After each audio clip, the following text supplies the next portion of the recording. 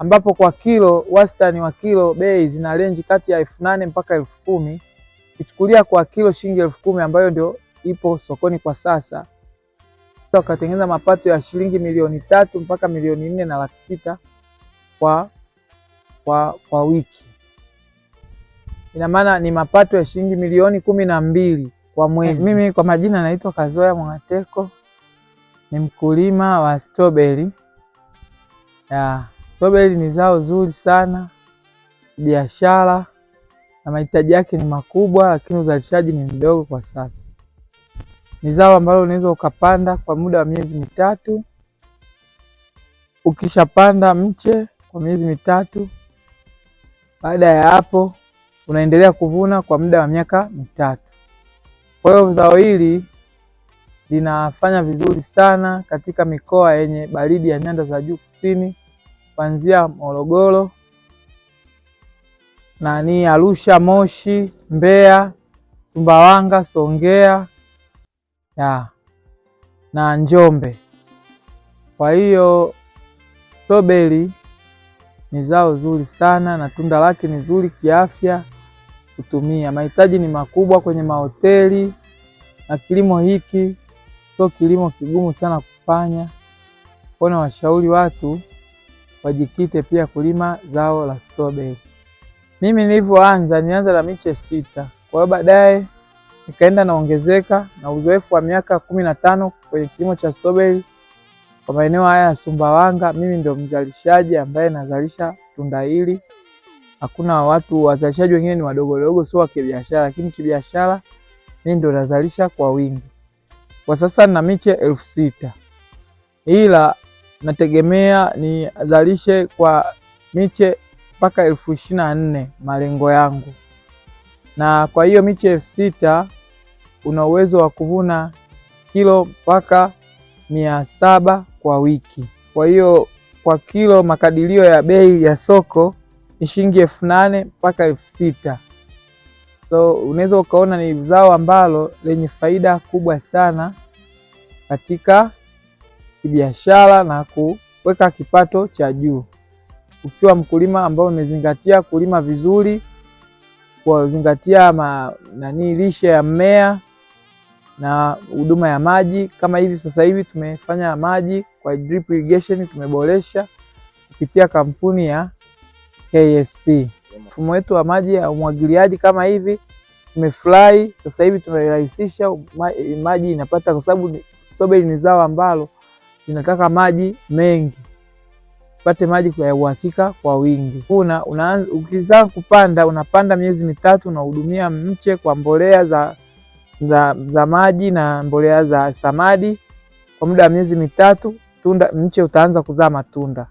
Baada ya hapo utaendelea kuvuna matunda kwa muda wa miaka mitatu.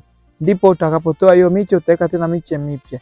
Na ndani ya hiyo miaka mitatu kazi yako kubwa itakuwa ni kufanya pruning, kupunguzia majani yanayoota na kuzingatia ile NPK kwenye mmea, kwa sababu nitrogen inahitajika sana pale mwanzoni iwe na kuza majani na mizizi vizuri.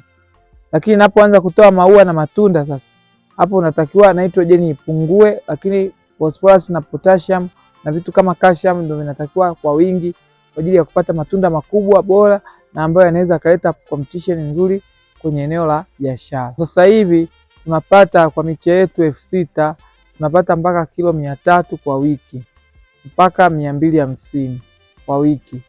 Nategemeana na huduma na ule ushapu wa kufanya pruning na kutolea zile runners zisiwe zinasumbua.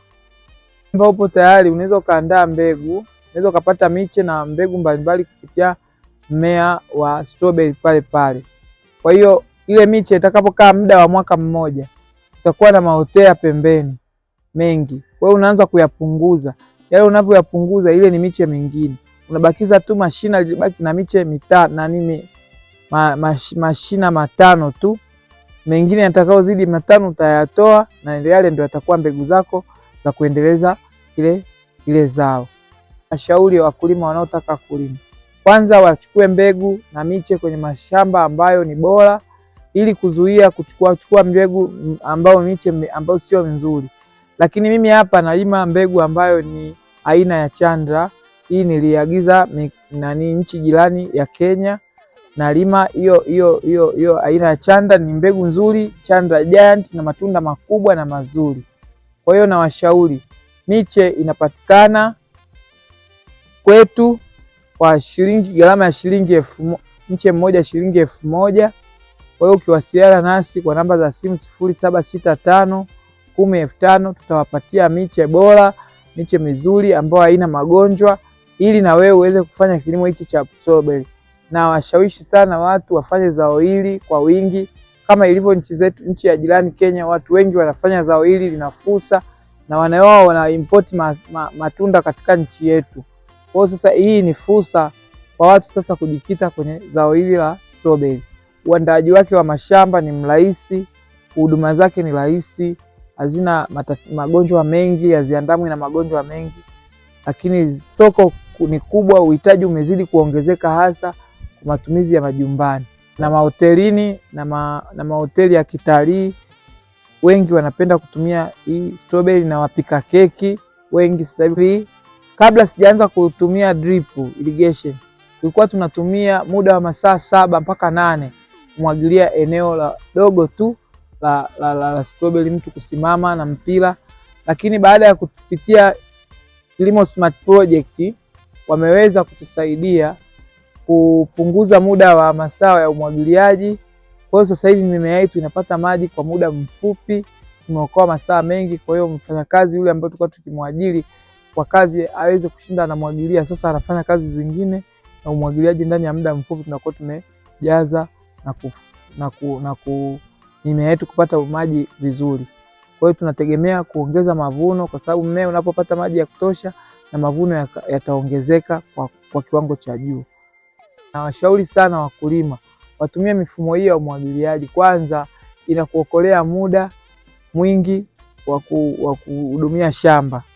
Kwa hiyo ule muda ambao ungekaa unamwagilia na matumizi ya maji yamekuwa ni mazuri sana, kwa sababu maji unaomwagilia kwa mkono unakadiria, lakini maji ya drip kupitia kampuni ya Kilimo Smart Project, mifumo yao wanafunga kwanza kwa ustadi na inafanya kazi vizuri.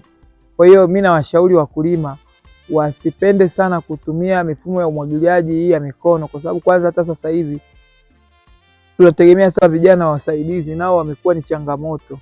Kwa hiyo unapofunga mifumo unasaidia kufanya shughuli yako kwa ufanisi. Kilimo Smart Project niliweza kuwapata kupitia mitandao yao ya kijamii ya Instagram, nilifanya mawasiliano na ofisi yao.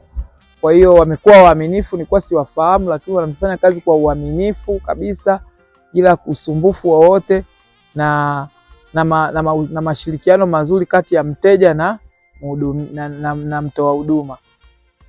Kwa hiyo mimi nawashauri, mimi niko Sumbawanga lakini umetoka Dar es Salaam kuja kunifungia mfumo huu. Nimewashukuru sana na nimefurahi sana sana.